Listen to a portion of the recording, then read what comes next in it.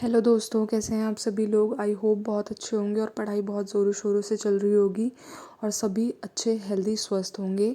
आज है day 52 of 75 day challenge. मैं सुबह सुबह लाइब्रेरी पहुंच गई थी रेडी होकर और मैंने इंग्लिश का आते ही क्लास ली, जम्बल्स की, पैरा जम्बल्स की। और उनकी मैंने रानी मैम की थोड़ी 40 मिनट्स की ले ली थी और फिर उसके बाद मैंने खुद से प्रैक्टिस करी तो मेरे मार्क्स आए थे 14। और चलिए, अब मैंने बुक खोल ही ली है तो बाकी सारी चीज़ें भी रिवाइज़ कर लेते हैं, जैसे पैसेज एंड क्लोज टेस्ट। ये क्लोज टेस्ट के मार्क्स हैं गाइज, 5 में से 5, देन 7 एंड देन 8। ये दो दो दो 10-10 नंबर के थे। एंड उसके बाद मैंने इंग्लिश का सेक्शनल दिया था जिसमें 71 मार्क्स आए थे। एंड उसके बाद मैंने ये पैरा जंबल्स की प्रैक्टिस करी थी जिसमें 25 में से 20 आए थे। और फिर मुझे बाद में गाइस, तो ये है मेरा डे 52 ऑफ 75 डे चैलेंज। और मैंने सुबह उठ के मतलब रात को ही बहुत अच्छे से अपना पूरा रूटीन सेट करा था और मैंने उम्मीद रखी थी अपने आप से कि मैं पूरा करूँगी। तो गाइस, मैं अपनी उम्मीद पे 95% तो ऑलमोस्ट खरी उतरी। मैंने अपना ये सारा फिनिश करा। हिस्ट्री का वन शॉट नहीं हो पाया था तो मैंने हिस्ट्री का रजिस्टर से रिविज़न कर लिया था और अपना इंग्लिश में ये करा। एक्चुअली इस दिन ना मैंने इंग्लिश में कुछ ज़्यादा करा, मतलब ज़्यादा इन द सेंस मैंने कॉम्प्रिहेंशन वीडियोस, ये मतलब PQRS की देखी थी। उसमें क्या हो रहा था ना, मैंने पहले PQRS की एक जनरल वीडियो देखी, 2-3 रूल्स वगैरह लिखे, फिर मैंने रानी मैम के पैरा जंबल्स की वीडियो थी तो मैंने वो 1 घंटे की देखी थी अप्रॉक्स, 2x स्पीड पे करके। उसके बाद ना मैंने अपना PQ सेक्शन दिया, उसमें फिर भी PQRS गलत हो रहे। तो मेरी लाइब्रेरी में मेट है, एक लाइब्रेरी मेट, उसने कहा कि भाई तू ये वाले प्रैक्टिस कर। फिर मैंने उनमें से प्रैक्टिस करे तो वो 25 थे अप्रॉक्स और उसमें से ना मेरे 6 गलत हुए। और मुझे बाद में बताया उसने कि वो CGL के टायर 2 वाले थे। तो बट वो मैं आपको दिखाऊंगी आगे वीडियो, अभी दिखाऊंगी गाइज उसका उसका एनालिसिस आपको। वो मैंने लिया था वीडियो शूट और उसके बाद अपना सेक्शन वगैरह दिया। रीजनिंग का भी कर लिया था मैंने, एनालॉजी का मैंने करे थे, वो जो वर्ड्स टू वर्ड्स वाले आते हैं, क्योंकि थोड़ा ज़्यादा टाइम बचा नहीं था लाइब्रेरी का तो मैंने कहा चलो वही कर लेते हैं। और फिर मैंने उसके क्वेश्चंस कर लिए थे, कुछ थे, आगे वीडियो में देखते हैं। और फिर एज़ यूजुअल अपना ट्यूशन वीडियो का अपलोडिंग और नेक्स्ट डे की प्लानिंग।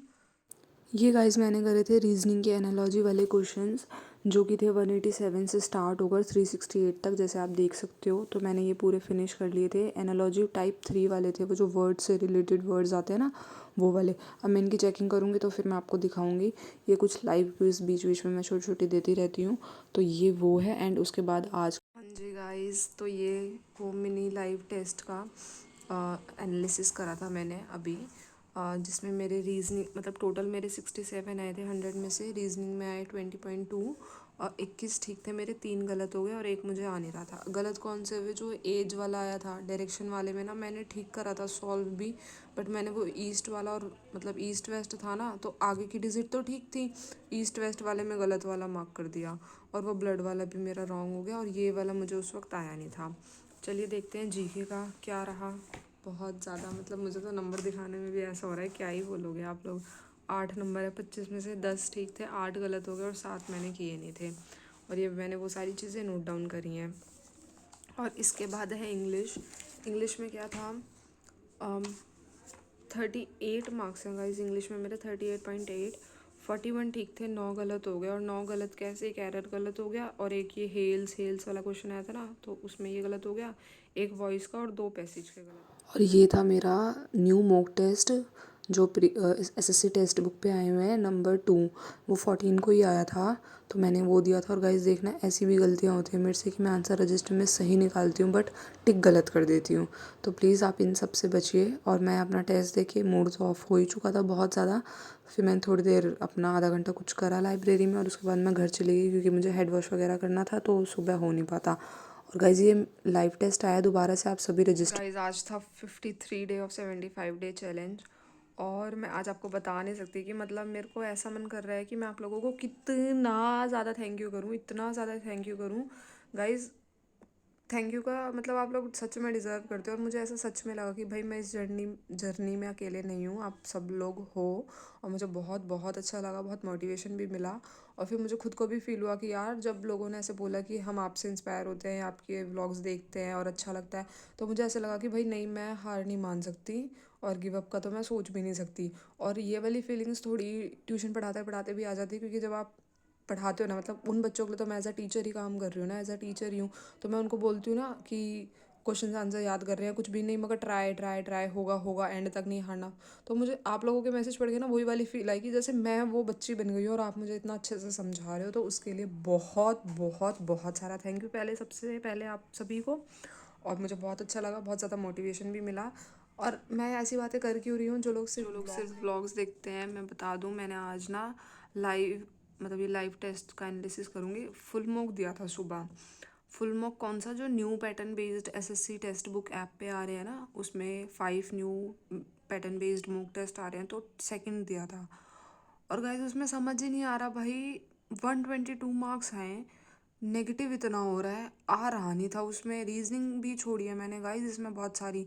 क्यों छोड़ी, मैंने मन में सोचा था कि ना ज़्यादा नहीं करूँगी, क्योंकि मेरा बहुत नेगेटिव में जा रहा था। बट उस चक्कर में जो डाउटफुल वाले थे वो करे नहीं।